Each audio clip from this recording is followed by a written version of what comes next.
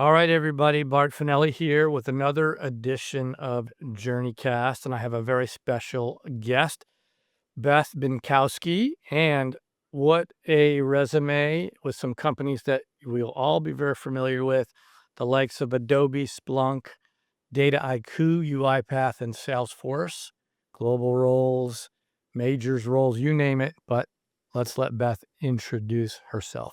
Great. Thank you, Bart. I'm really excited to be here. As you mentioned, I've had the good fortune of working for some incredible leaders in marquee companies, both early stage Series A, little bit of revenue, $1 million a year, through very large organizations like the one I'm at today, which in both individual contributor as well as sales leadership roles for nearly 3 decades now. Yeah, well, that's why you're here. And I love, we call it elasticity, or, when you can go from big company to small company to big company, it means you have the elasticity and leadership. You can figure out how to be effective anywhere. And, that's part of our theme, leadership across companies. So tell us about, like, how it's different for you leading startup versus in an existing legacy type or vice versa. Yeah, there are definitely a lot of similarities and a few differences and nuances. I think one of the big differences is not so much the motion, but really the team and the mindset. In smaller startups, they generally are very, very mission orientated, and each person understands their role in the context of the mission. So, for the most part, right, everybody is rowing in the same direction. When you get Yeah. to very large scale organizations, while everybody understands the mission, it's a little harder to map how your everyday activity as an individual contributor is going to really make an impact and be visible to senior leadership. So you do lose some of that, uh, visibility into how my work is gonna make an impact. Yeah. Do you find that that puts more pressure on you as a leader when that's the case? Because you're kind of solo leading, you're like the CEO of the team because they're so removed from the real CEO who's not really visible within the business. Do you look at it that way? I do. So, with a large organization, one of the things that I always look to do is build a brand and create a team culture within that larger organization, obviously tied to the company core values and KPIs, et cetera. But I like to name my team. I like to come up with a team motto and write what is success look like outside of quota for our team. One year at Splunk, we had didn't end up going because of COVID, but the club trip was going to be on a cruise line. So my theme that year was for everybody to be on the big boat. Success wasn't if But a couple of us, right, made it. The entire team and ecosystem needed to celebrate on the big boat. yeah, rowing in the same Right. direction or in the ocean, moving in the same Yeah. direction. It's so hard.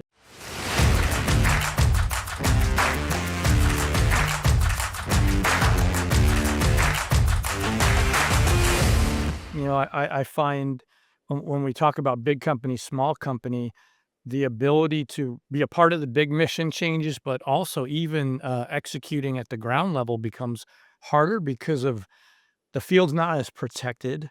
There's more bureaucracy, which slows us down, and then sometimes quotas are just generalized. It's hard to find what we call the success model, which you and I have talked Right. about that. And, do you have, how do you overcome that? Like, what have you done in the past? Yeah, it is different in terms of how quotas are assigned depending on the size of the company and depending on really what is the design principle. So in Yeah. larger companies, it's just more challenging from a sheer scale and size to have more bespoke quota, right? Or get more granular in the planning process. So as a result, it's really important to help your team see what is their path to plan. I'm really big on a little Yep. chart that you can put together and update each quarter. It starts with the vision, right? So I have my team vision, but it's also down to the individual contributor to have a vision. What is their highest level goal? Is it to make quota, right? I look at both personal and professional goals, and you need to actually achieve both of them in order to, I think, truly find happiness in your job. But what Yes. is their goal? If it's to make 200%, then let's start at how are we going to get there? Right. And Yeah, so you're unpacking it. You're basically working backwards. You're doing a reverse timeline or or reverse activity timeline even. This is what you have to break into pieces to execute to find even a hope in your body that you can get it done. yes, exactly. Yeah.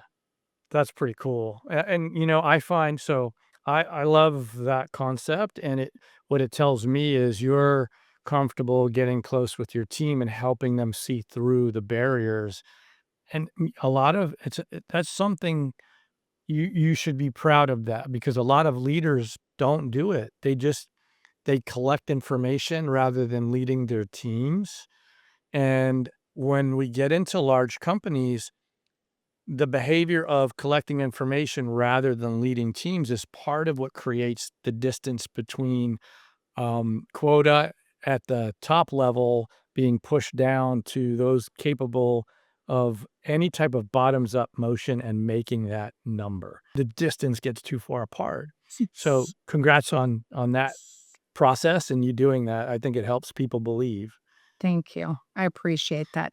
I think that's critical. And the other thing is really, to your point, are you a spreadsheet manager or especially in first line leadership, right? Yeah. Really being in the trenches with the team by modeling behavior and coaching them through the process. I like to participate in dry runs, right? The prep is really important. What are our win themes, right? What are our USPs? And then the debrief is also really important, something that's usually not planned. With COVID, it was a little bit easier to plan it, but I would say it happened more organically kind of Yeah. pre-COVID. Hopefully most of us are back to meeting customers because I think there is no shortcut or for developing relationships, and that is really critical. In Yeah. order to be successful with any quota, whether it's a really achievable quota or a stretch quota. The only way to do that is to build relationships, build both coaches, turn those coaches into champions, understand what the organization is, both the Yeah. formal and informal, right? And that all happens. It's shortcutted in person. It is. Yeah. And we are, I think we're back. Yeah. There's so much more that is accomplished in person. It is more genuine. There is more connection. And when you do it with a team member, even, you get to play off of each other and that debrief. So if you're leaving an account or a meeting, T-bird. you immediately sit down. Right.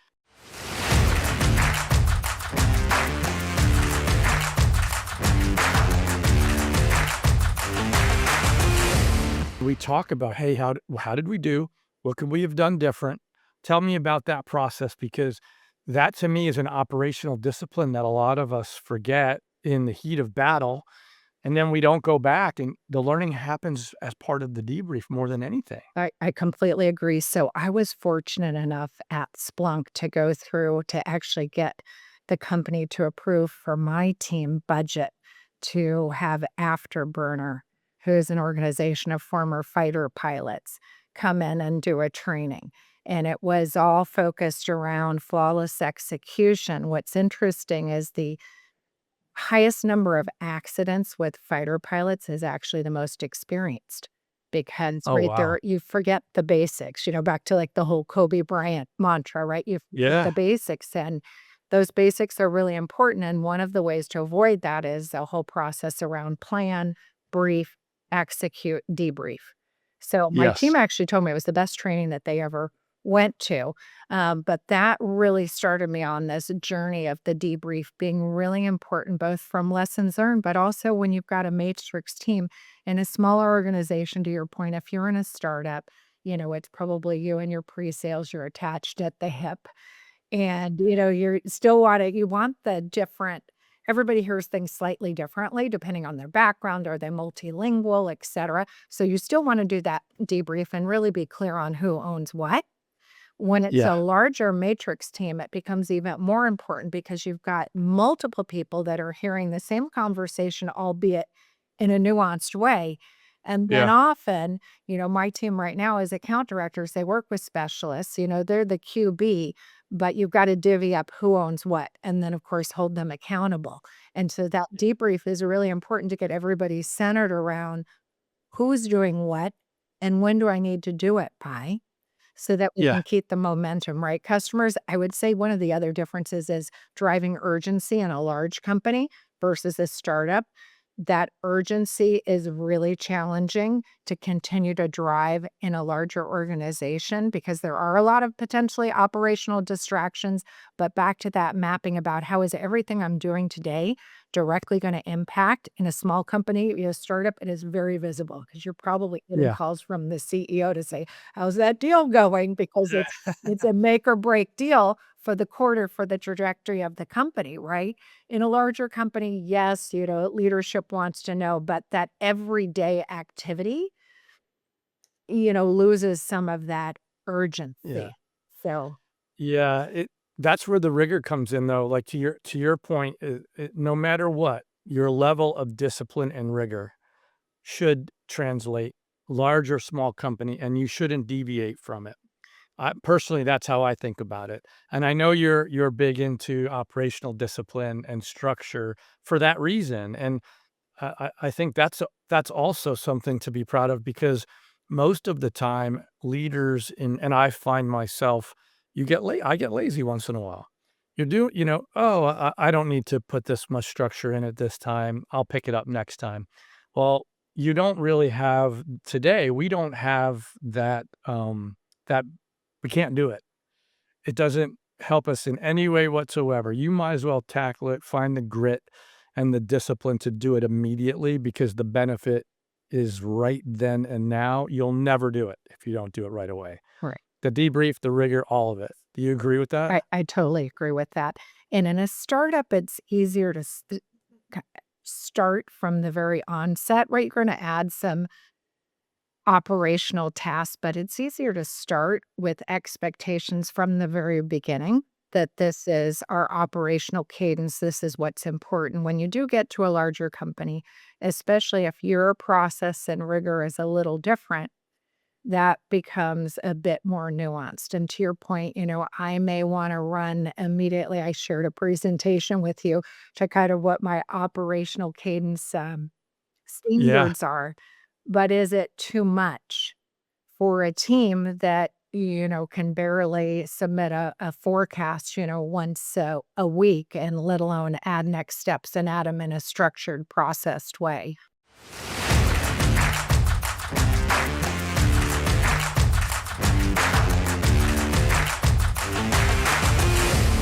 Yeah. I think there's unless we ask, unless we provide it to the teams that we lead, big company or small, I don't think we know. So I think you have to fail at it to know it's not gonna work. So meaning you try it no matter what, because to me, a team in a legacy company likely doesn't have that same intimacy with their leader typically than in a small company, and I think they long for it. They want to be coached and developed, and they want to know what to do in a lot of cases. Even us folks that have been doing it a really long time, I'm learning more today from people than I ever have learned because I'm willing to learn. I realize how important it is. So leaders that bring me to new places, this process, us doing JourneyCast and meeting and collaborating with folks like you that have been doing this, we all learn from each other. And well, I think what we figure out is it helps us learn how to keep reps engaged and teams engaged. And that's part of winning. If you keep them engaged, you win. So, like, how do you do that? Do you do it differently at different times in your career? Like, you described your process when you take over or build a team to get intimate with the team. How do you keep them engaged?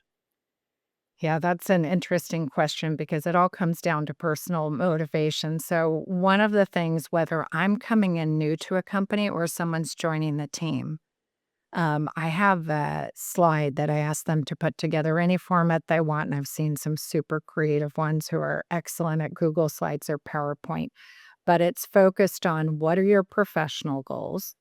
What are your personal goals? What's, a little bit of your professional background, first job, worst job, Yeah. favorite food, and then the key one. It's what are your top 5 core values? So a core value, there are millions of them. We have hundreds of them, but for it to hit the top 5, I want to make sure it's something you're willing to fight for, pay for, and sacrifice for. Yeah. So, right, it's gotta hit all 5 of those. Ideally, a salesperson will have something like achievement, accomplishment, money. I mean, there's something that shows that they've got that, that mindset. I love to Yeah. see lifelong learner, as you just chatted about, even though I've been Yeah. doing this for a while, the industry is evolving. And as a result, our buyers are evolving where they're coming into the processes much later. And we've got to continue. I mean, this is a profession. If you really want to continue to succeed, over and over again, it's really about continuing to evolve and learn. If I'm not learning every day, and that learning can be from anyone in the organization, I mean, it's not a good day. So I think that growth mindset is also something that I really look for. Are they a lifelong learner or are they just innately curious? The why? Stop asking me so many Yeah. questions. Well, there's never, I've got 1,000 questions. So one, I'm starting to get to know what's important to them on a core value, what's important to them professionally, but also personally. Because if you're just meeting your professional goals and everything in your personal life's falling apart, I mean, you're not going to Yeah. be successful. So really trying to drill in to understand what motivates them. And again, it can be challenging. If you're hiring a new team, it's a little bit easier because you're hiring for a specific set of core competencies and skills Yep. and qualities. When you're inheriting, it's different.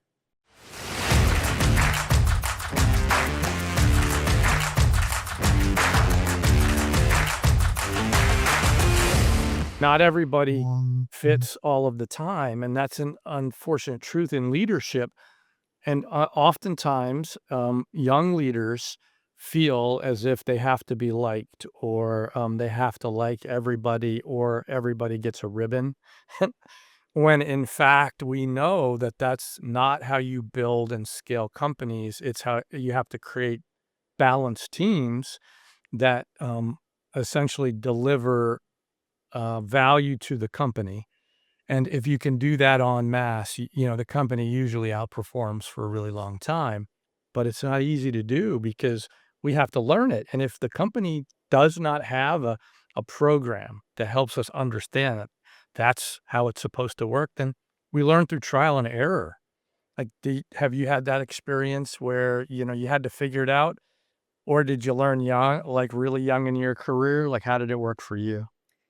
Yep, really had to figure it out, right? It's really dependent on, it's been dependent on where I worked. I remember my first leadership role was at a company called Interwoven, and I really wanted to get into leadership. I'd been selling, I'd been successful, and finally I got this leadership role. It was a Series A company, foundation company. It was first generation web content management.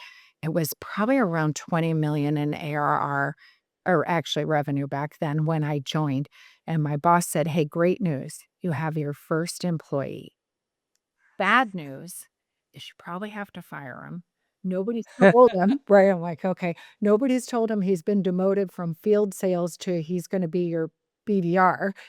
And, oh, by the way, he's best friends with the CEO. Not an uncommon thing, by the way. Yeah, well, so in that case, right, I just sort of figured it out.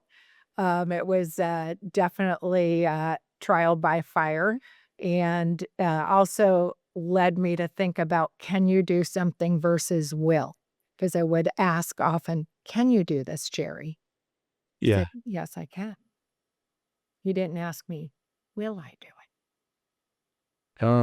So, which Yeah. was super interesting, and I'm actually friends with him today. I did end up moving him out of my organization. He eventually left the company and went to go be CEO of his own company. So he's been, Oh, really? yeah, mega successful since, but It was Super capable. yeah, it was a very challenging first, hire or first, employee to manage because I didn't hire. Uh, you probably learned a lot. Well, you look, so you had to work someone out that was close with the CEO.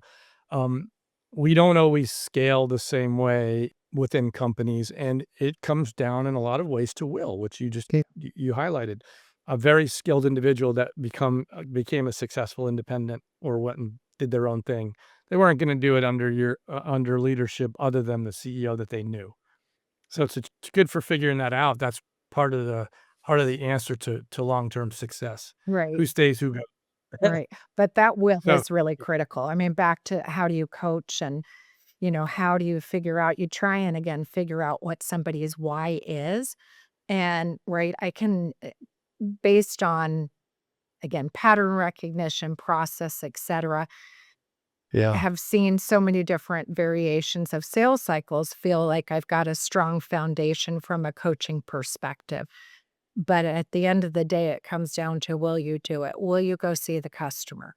If you Well, won't what see if the they won't? customer, well, then you need to start having hard conversations. And, nobody likes to have those conversations. It's somebody's livelihood. But Yeah. at some point, right, the company has a goal and there's an opportunity cost, not just for the team, right? But for the company and with the customer, Yeah. right? Because if you lose to a competitor, technology, they may make a switch 3 to 5 years, probably closer to five after you, right? Most SaaS companies are doing 3-year deals, right? There's a Yeah. cost to change. And so you've lost that customer for a long, long period of time.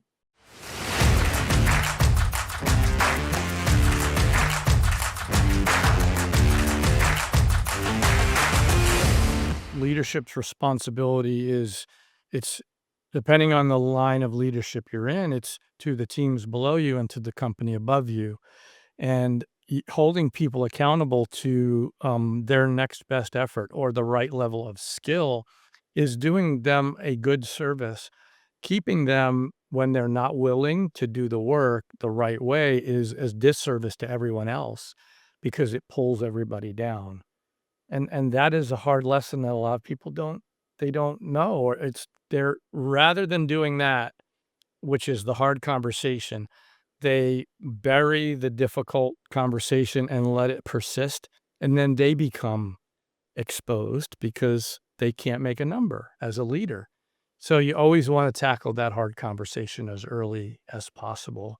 I've learned and you learn that the hard way, and, you gotta learn that through coaching and listening to other strong leaders that they don't just collect the number, they build a balanced team focused on certain skills that we know are coachable or teachable, and then they hold people accountable to them. And then before you know it, magic happens. They're having high performance. I agree. That was actually It's not a guess. yeah, that was one of the things I liked about Splunk. It was interesting because as a leader, you did not it didn't matter if you ended up 200% of your number. You had to have balanced performance on the team. So 50% of your team had to deliver 100 plus percent of quota in order for Yep. you to qualify. So to your point, it really forced those tough decisions. And I think as a result, we had more performant teams. Yeah. That allows the company to scale more predictably, and it allows us to build what we called at the time the success model, where there's very minimal overassignment because low performance on at the team level wasn't tolerated. And in fact, the leaders, to your point, had to have a balanced performance, which allowed us to continue to grow the company. um, I learned that from Godfrey and Tom in the early days of Right. Splunk, and I think the larger the company gets, the harder it is to maintain the integrity of it, but it is an absolute, gem when you can get it to work well at the team level because it compounds and then companies grow, and everybody gets promoted, or those that are willing and have shown the right skill get promoted rather than bringing in people from the outside. So it becomes mutually rewarding. Yeah, pretty awesome. And it also forces that deeper diligence around quota assignment, right? And having Yes. balanced territories, because certainly there's an element of skill will in Yes. performance, but Yes. you also have to have a shot with the balanced territory. So as a leader, you're going to fight to make sure that the territories are balanced across the team. Yep. Because otherwise, I mean, yes, I'd love to give all my A accounts to my best rep on the team, but then I'm not going to have balanced performance. And really, I'd argue that you can only your top rep can only do so much. So there's no point in giving Yes. all of those. By dividing them out, you're going to get a better end result from a revenue perspective. Yeah, absolutely. So now if we think large company, small company, is there a sliding scale on the ability to do that? Because I think in some large companies you don't have any say whatsoever in quota. Yeah. And even in some small companies that don't understand the power of leaders creating their own balanced quoted deployments, Right. they don't allow them to do it. I think that's the best practice because then we can hold the leader accountable, and then you get that ability to scale. Do you have different experiences there? I do. So to your point in that tops down, bottoms up approach is where you really get the sweet spot. We're going to be assigned a number. Ideally, it's not grow that patch of business 300% and the company is growing 11%, 300% Yeah. off of actuals. That's pretty challenging. But if you're given a reasonable number and then you have the ability to look at the territory, especially second line, first line, they're in the deals. They understand what's in the pipeline and divide it out. I think that gives you the best outcome. Yeah, I agree. Conversely, I've worked at larger companies where that number is given and there is no input. Maybe at third line, maybe, but Yeah. they're really finance-driven numbers and territories, and there's not the ability to move things around, and Yeah. that does often result in have and have-nots and quotas Yeah. that may or may not be achievable. It really does start with what's the design principle at the end of the day? What percentage of the team achieving quota enables us to hit our number? And what's Yeah. our SG&A budget, right? There's so many things. So we want 80 to 70% to hit 80%, or we want 50% to hit 100%, or we're okay Yeah. with 75% doing 49%.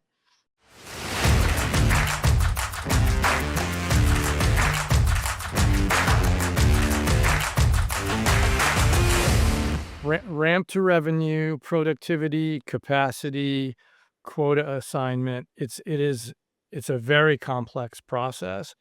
Um, I'm of the entrepreneurial spirit where CROs, regardless of the size of the company, have to fight for their field organizations, and then they have to fight for both a bottoms up and a top down, where you find a middle point that is you got to get your head around it and believe in it. Otherwise, it's just a number. And I have an executive I work with now that just won that battle. Oh, It'd been right. it's been years where the quotas were assigned top down only. She put her foot down and said, "There's no way we can continue to do this because it's the haves and the have-nots. We need to spend the time and do bottoms up, from our perspective, show you within finance how that complements the top down, and then find a midpoint that we can tolerate and sell it to the board." And she won that battle, and the whole team's cheering now. So she now has everybody's attention. So what's she doing? She's digging in and providing operational structure on how they're going to go win the business, and they're listening because she fought for them. So now they'll fight for her. It's human nature. Like you want to know it's a team approach. And to me, that's what makes it fun, but it's pressure filled as well. So how do you deal with the pressures of the job? Like it's all different for everybody. Yeah, well, it all starts with at what type of pressure, right? Because they're different sales cultures, right? Going way back, I started my career at Computer Associates, which mantra it was today's the most important day, the most important month, of the most important quarter of the most important year in the history of CA. Yeah. So there was Yeah. daily urgency, but there was also daily swearing.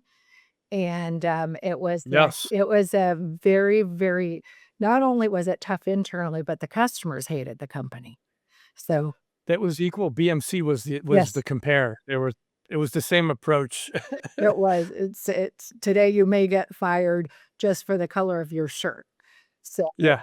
it that was a very different environment. I've worked for other environments where there probably could be a little bit more pressure from the senior leadership, because then in a second or a first line role, it's tough to be the bad guy all the time, right? Or bad gal, bad person. Yeah.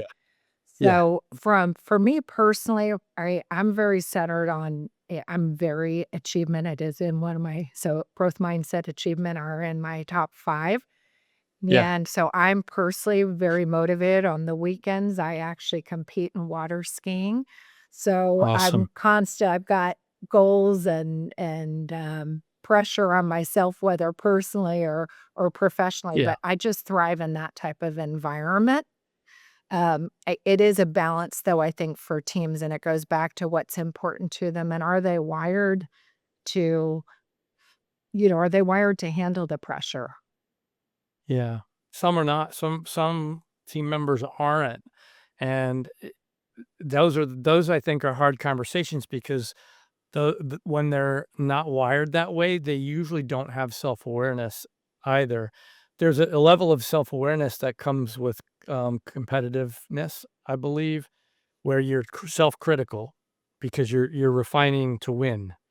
And when you're not hyper competitive, sometimes that means you're lax and you're not putting pressure on yourself even to improve. It's different everywhere. The people dynamic is the hard part, but I think it's what comes with tenure and professionalism in career. Like you learn more that it's a people business more than anything. Right. Well, it both Y- internally and with the customer, right? And I think that Yeah, that's really important. It's always around how, how do we get to whoever our contact is, whether it's a coach, ideally champion, or economic buyer in MedPIC terms, how do we get into what is their personal why, right? What is in it for them? What are they trying to achieve?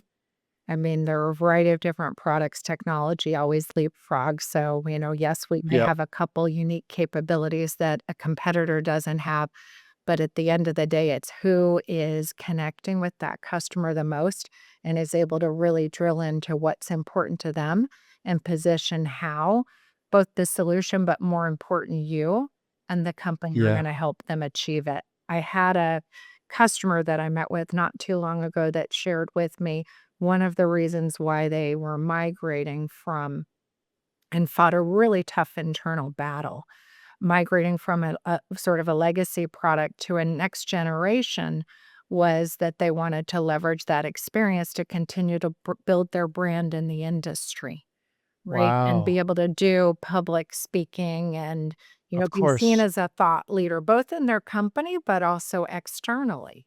So, I Yeah. mean, that's an easy solve. It's like, I'll say, yeah, if you want to speak, we have lots of Yeah. events for you to speak at. Yeah.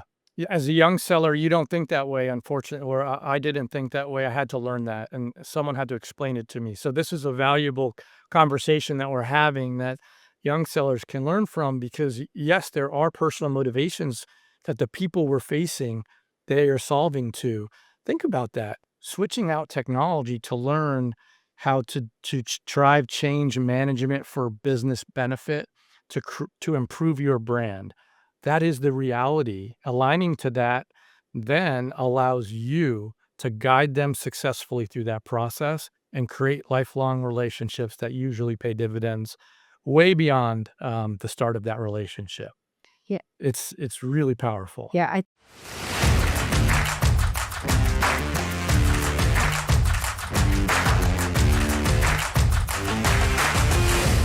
Yeah, I think you really hit on something too, is right. What really ties both the team together as well as us with our customers and in our personal life is those experiences. It's good and bad.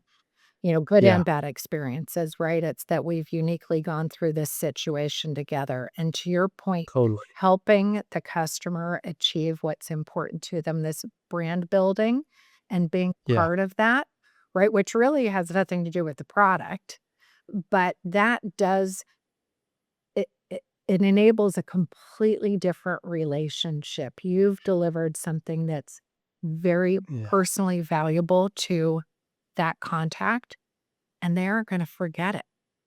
No, So it's amazing. You're it's about them. You really are providing this mutual opportunity for their business and their personal success, and they are different things, but they all lead to a happy place. And I think that's an amazing as a sales leader or an executive, that's an amazing thing to be a part of, and you don't realize it until you actually get to experience it, or if you're young and you're trusting those that have experienced it, you realize transactions are not the way to the future. It is relationships and outcomes, and it takes time to build those, and you have to have integrity. it does. So, And the one thing you and I both know is technology always has challenges. So those yeah, every time. relationships are really important. The deeper your relationship, right, the less there are always gonna be tensions, but the less tension filled a tough Yes. conversation might be, because there's Yeah. always that honeymoon period of, "Hey, I thought it did everything," and, oh, whether it was, intentional or it was never part of the sales process that they needed this capability, right? Something always Yeah. comes up. I mean, expect the expected, and there's always Mm. gonna be the sales, demos, and then the implementation, right? Oh, man. And those It's, relationships are critical for those tough conversations, right?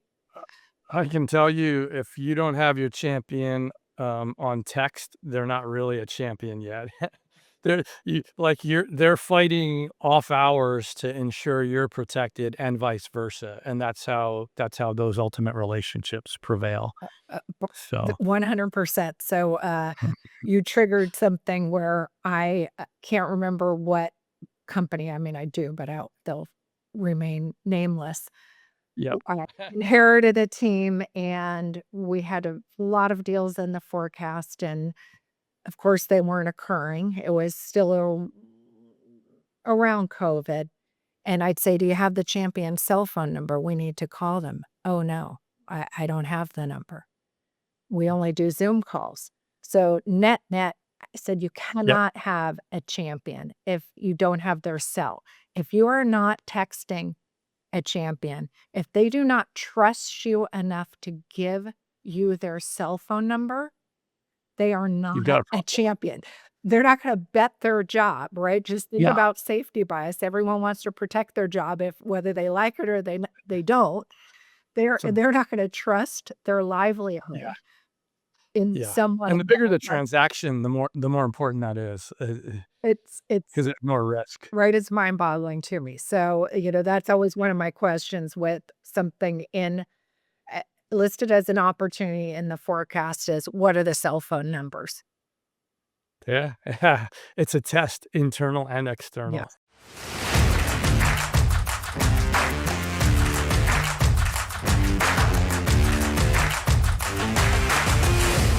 Give us one final lesson for, first-time leaders, or those that maybe they're contributors that aspire to be leaders.